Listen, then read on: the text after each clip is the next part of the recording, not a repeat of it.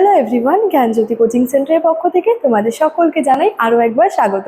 আজকের ক্লাসে আলোচনার বিষয় হচ্ছে তেভাগা আন্দোলন সম্পর্কে। ঠিক আছে, তোমরা যারা বাঁকুড়া ইউনিভার্সিটির অধীনস্থ বিভিন্ন কলেজগুলিতে পড়াশোনা করছো, তোমাদের জন্য আজকের ক্লাসে যে 5th semester major history paper 9 থেকে এই তেভাগা আন্দোলন সম্পর্কে কিন্তু আলোচনা করব।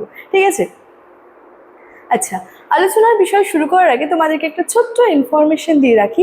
তোমরা যারা যারা ভাবছো যে আমাদের সঙ্গে অনলাইনে যুক্ত হবে, তারা স্ক্রিনে দুটি নাম্বার দেখতে পাচ্ছ। এই নাম্বার দুটি হলো আমাদের জ্ঞানজ্যোতি কোচিং সেন্টারের অফিসিয়াল হেল্পলাইন নাম্বার। যে কোনো একটি নাম্বারে যোগাযোগ করে যুক্ত হয়ে যেতে পারো। এছাড়াও তোমাদের কোর্স ফি আর কোর্স ডিটেলস সম্পর্কে একটু বলে রাখি।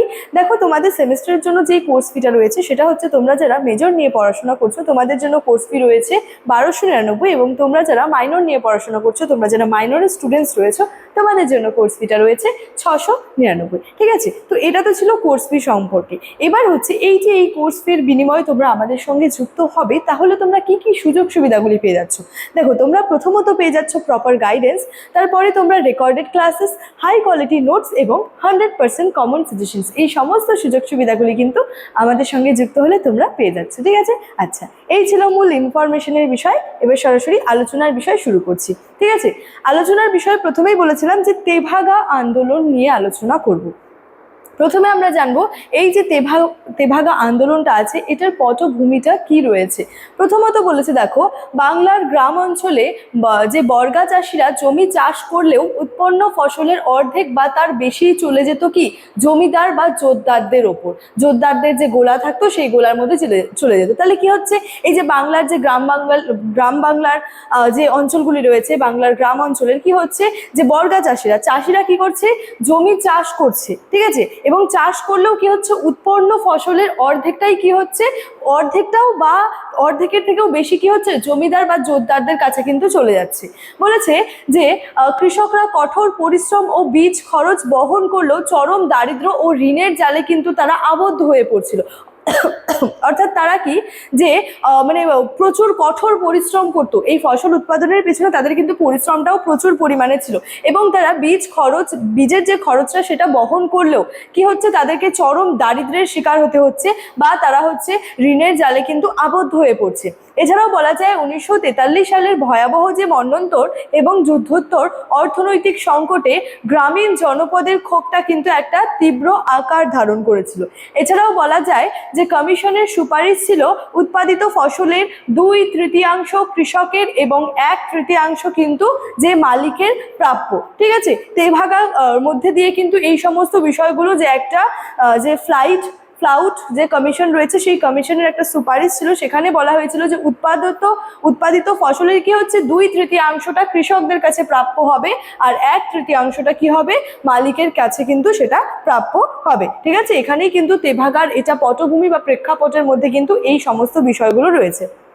এছাড়াও বলা যায় যে এবার এই যে তেভাগা আন্দোলনটা ছিল, এই আন্দোলনের কিছু দাবি ছিল, বা বলা চলে কিছু মূল দাবি ছিল, এবং তেভাগার কিছু একটা তাৎপর্য ছিল। প্রথমত দেখো কি বলেছে, 2/3 ফসল, অর্থাৎ এই যে কৃষকরা রয়েছেন বা বর্গা চাষিদের কি দাবি ছিল, যে মোট উৎপাদিত ফসলের 3/2 কৃষকের গোলায় তুলতে হবে, এবং 1 ভাগ মাত্র যে কি হচ্ছে, জমির মালিক পাবে। অর্থাৎ তেভাগার কথা অর্থ কিন্তু এখানে এটাই বলা হচ্ছে যে 3/2। তাহলে কৃষকদের কি একটা দাবি ছিল, যে এই যে ফসল উৎপাদিত হচ্ছে, এই উৎপাদিত ফসলের যে 3/2 কাদের কাছে থাকবে, কৃষকদের গোলায় থাকবে, এবং 3 যে মানে 1 ভাগ মাত্র কি হচ্ছে, জমির মালিক কিন্তু পাবে।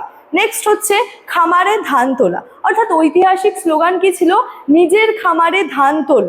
অর্থাৎ ফসল প্রথমে কৃষকের খামারে আসবে, জোতদারদের বাড়িতে নয়। ঠিক আছে, এই যে খামারে ধান তোলা, এটার মধ্যে দিয়ে কি বলা হচ্ছে, এই যে ফসলটা উৎপাদিত হচ্ছে, এই উৎপাদিত ফসলটা কি হচ্ছে, প্রথমে কিন্তু কৃষকদের খামারে যাবে, জোতদারদের বাড়িতে কিন্তু যাবে না। ঠিক আছে, আচ্ছা, তারপরে আরেকটা মূল দাবি ছিল হচ্ছে আইনি সুরক্ষা। এখানে বলেছে বর্গা চাষিদের উচ্ছেদের বিরুদ্ধে স্থায়ী অধিকার এবং জোতদারদের শোষণমূলক বেআইনি কর আদায় বন্ধের একটা কিন্তু জোরালো দাবিটা জানানো চালানো হয়েছে। অর্থাৎ এখানে বিভিন্ন বর্গা চাষিরা ছিল, তাদের বিরুদ্ধে কি হচ্ছে, তাদের উচ্ছেদের বিরুদ্ধে স্থায়ী অধিকার এবং জোতদারদের শোষণমূলক যে বেআইনি কর, সেই করটা আদায়ের বন্ধের জোরালো কিন্তু দাবি করা হয়েছিল এই আইনি সুরক্ষার মাধ্যমে। তাহলে এই সমস্ত দাবিগুলো ছিল কিন্তু এই তেভাগা আন্দোলনে, ঠিক আছে।